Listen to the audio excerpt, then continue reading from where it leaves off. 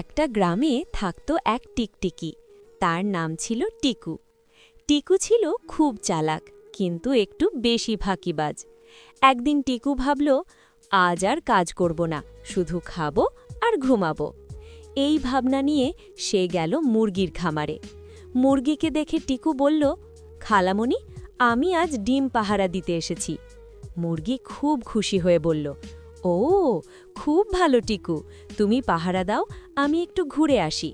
মুরগি চলে যেতেই টিকু আসল রূপ দেখালো। পাহারা না দিয়ে সে ডিম খেতে শুরু করল। একটা ডিম, দুটা ডিম, তিনটে ডিম সব গিলে ফেলল। খাওয়ার পরে সে ঢেকুর তুলল, ডা। ঠিক তখনই মুরগি ফিরে এলো, দেখে বলল, এই, আমার ডিম কোথায়?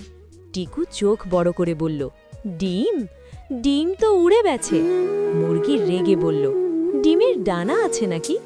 টিকু হেসে বলল, থাকলে আজকেই প্রথম দেখলাম। এই কথা শুনে সবাই বুঝে গেল টিকুর কাণ্ড।